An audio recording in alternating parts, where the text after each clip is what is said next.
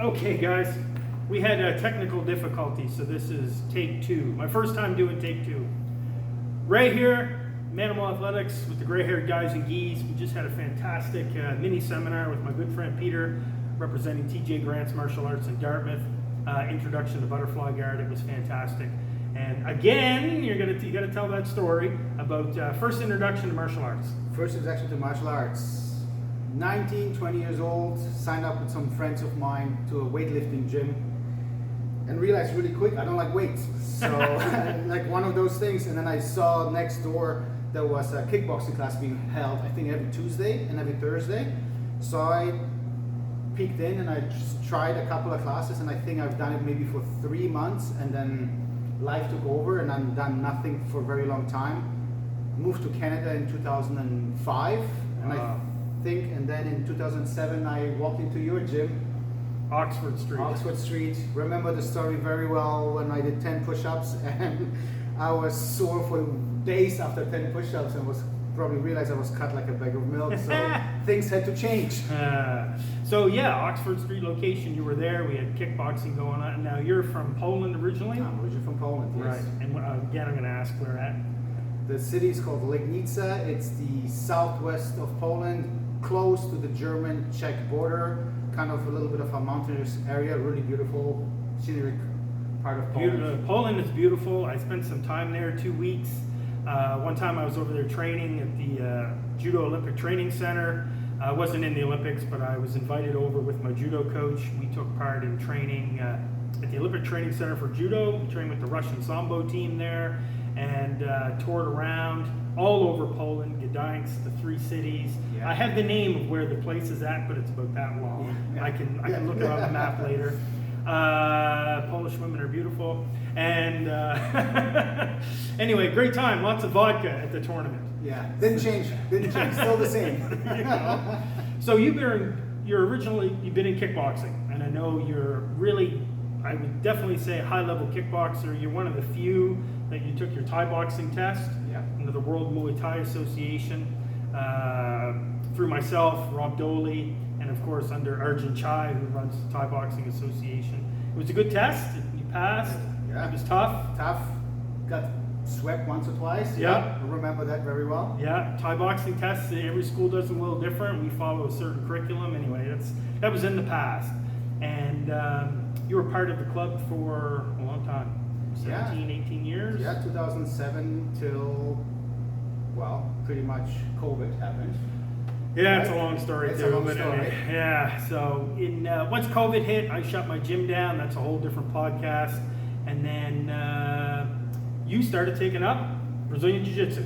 Yeah, with my kickboxing style, I just realized that the older I got, the more I got hit. As you remember, or maybe not, I used to be a very elusive fighter. I used to try to be quicker than everybody, and with getting slower, I just realized, I'm getting hit. And also, be very honest, something had to change. Right. After doing kickboxing for 14, 15 years, however long I've been doing it, I just needed a new challenge. Yep. And I remember that night very well. I had a couple of good friends of mine at my place for a diaper party, and some of them were training at Grant's, some of them were training at... For your young one? No, for my friend's young one. Okay. No, not my young one. Okay. Some of my friends were the society. There's a couple of different guys that I knew also from like Bushido Kai, and they're like, come on buddy, you gotta go back into jiu-jitsu, you gotta go back to jiu-jitsu. And then John Miller particularly said, come on, John Miller, shout out to him. Train at Grant's, right? I was like, really? He has a gym? And he's like, yeah, he has a gym in his garage. Back then he started out in his garage, so I thought it was a really cool kind of introduction back into the jiu-jitsu. I got into his place, and he was very welcoming. I said, yeah, of course, anytime, and then that's history, And I've been there 5 years with Grant's, I want to say, something like that. Wow, yeah, and of course, everyone knows TJ Grant. If you don't, just look him up. Absolute legend, especially for Atlanta, Canada, UFC fighter, and just phenomenal black belt, and great guy, and welcoming to everybody, and true pioneer. And so you got your brown belt under him as well. That's right. And you're training all the time. A lot, yes. I would say my average training is 4 to 5 days a week. Wow. And I also teach one kickboxing class at TJ's.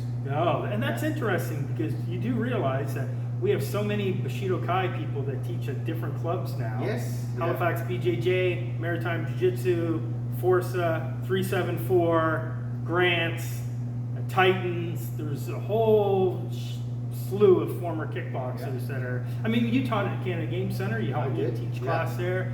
You were helping out with our, our local fighter guys that were traveling, competing in kickboxing or even local MMA. Yeah. So you were very involved with those training camps. I also taught some classes for quite a while in Quebec City when I used to live in Quebec City at Nordic Fight Club. Oh yes. That was a funny training sessions because you're in Quebec.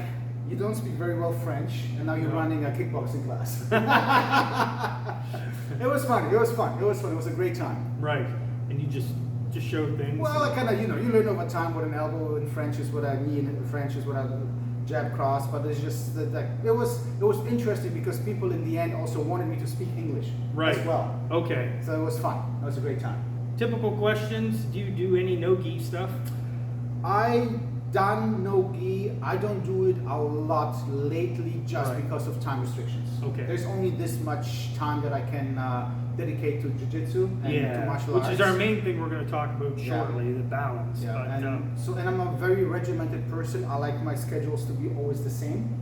Yep. So like I train Monday double class, Tuesday. I take Wednesday off. Sometimes on a Thursday I go to Jack McKenzie's. Friday, Saturday it's Grant's again. That's kind of my typical weekly workout. And you did Brazilian Jiu-Jitsu at Bushido Kai too. I did. Yeah. So how I got into Brazilian Jiu-Jitsu is it was a Sunday class at your gym, and I was sparring like the usual with Mike Power and Vince and a couple other guys having a typical open training session. Open training, hardcore sparring, and then one of you blue belts said like, let's put gloves on, let's try to do some MMA. Right. And I've done well till I got to the ground, and then I realized that it's probably time to pick something up on the ground so I can defend myself properly on the ground as well. And then I would say, you were my first kickboxing coach, and then my first BJJ coaches were Steve Greencorn, Courtney Pratt, and Nathan Steve. Oh yeah, Nicholas Nick. No, Nathan. Oh, Nathan Stevers. Oh, geez, that was So he was a blue belt back then. Yes, we won't even get into this, but it's a long story. But Nathan Stevers was a Japanese jiu-jitsu guy who trained at Titans. He became a blue belt, and he was the first to bring Brazilian jiu-jitsu to our club at Oxford Street. Now it's called coming back. When I started with you, Brazilian jiu-jitsu. Yeah, wow, that is a long time ago. Nick was a white belt. Jesse was a white belt. Yep. Jack was a white belt. Yeah. And now Nathan Stevers is a black belt. He's way up in Bathurst, New Brunswick. He's a Henzo Gracie black belt. So they brought it to our club originally through Titans. But anyway, that was a long time ago. There's been so many changes. And so the big thing is you own a very successful business. And I know you don't like talking about it, but your business. I have a business, yes. And that's successful, I'm sure. Yeah. And what is it? So I make false teeth for people, so we can knock them out and we can fix it right away. And you've been doing that your whole career? That's all I know. That's what I went to school for in Germany, and that's what I came to Canada for as a skilled worker, and probably open up my studied in the basement while I was working for it full time, and then opened it probably 10, 11 years ago. Went full time, and you have a clinic in Bedford. I have a dental laboratory in Bedford. Yeah, I have a couple of employees. Yes, and luckily right now after let's say a decade, things have calmed down a little bit. It's easier now than let's say 5-7 years ago when you're still building and you're learning and you need to hire staff and you gotta train people. Now it's a little bit easier. Right. And so how do you balance running a full-time business? You have a young child, you have a house, a wife, you're training all the time. How do people do it? In a nutshell, it's just priorities. Okay. It's what's the most important things in your life. What gives for me is going out, partying on the weekends, being up late. That doesn't exist anymore. Okay. That doesn't really. It's something that I don't really do much anymore. If I want to have a beer, I love to have a beer with the guys at Grant's after a Friday noon class or a Saturday open Yeah. mat. We have a beer or two. We chat, and that's pretty much most of my social life these days. Okay. And other than that, it's work, family, or Training. Wow. And you give up hobbies, right? You used to surf quite a bit, surf way less now, Okay. just because, again, priorities. And just I think once COVID sort of got over, some people got lazy, but some people really focused on a priority. Yeah. They're like, Yeah. I haven't been able to do anything for a year or whatever. Now I can solely focus on getting back to something. And it's also the health benefits, right? I mean, as you know, we're not anymore the youngest guys, Nope. and one of the things that kind of motivated me quite a bit is had blood test done 2 years ago. My doctor looked at me, he's like, "You still boxing?" I'm like, "Yeah." He's like, "Keep on doing what you're doing." Right. That was it. Yeah. That's all I had to worry about. Yeah, I had high blood pressure for what time? And Yeah. just because I ate a lot of frozen dinners and Yeah. foods and it was bad, and I had to cut all that stuff back. And yeah, so you're really at a good spot now for balancing work, family, training. Yeah, I think it's working quite well, and but again, it's other sacrifices that to be made. Mostly, getting your sleep in, recovery is important, right? Yeah. Happy family time, those kind of things. Yeah. So a couple people did ask me what I'm sorry to bring this up, but what they're talking about with this car flipping. You had to bring I this know. up, I'm didn't sorry. you? Anyway, it's all right. Sorry. We have a very strong connection. Besides, he's from Poland. I've been to Poland with my former judo coach. But we were kind of in an accident one time. But we were coming back from MMA fights. From Moncton, yeah. From Moncton. I think JP was fighting. I'm pretty sure JP Shortall was fighting. We went up to support him. He'll be on our interview here coming up in a couple weeks. Anyway, it just happened, and hydroplane. We rolled a lot. A couple times. I had this massive scar up here on my head still from it, and you were okay. Steve Greencorn was okay. Steve Greencorn. I got knocked out, and I didn't feel a thing. I was like, I think we all got knocked out. yeah. Yeah. But we survived, and so me and Peter and Steve, no matter what happens, we always have that connection. And anyway, I like to once in a while bring it up. Happy anniversary.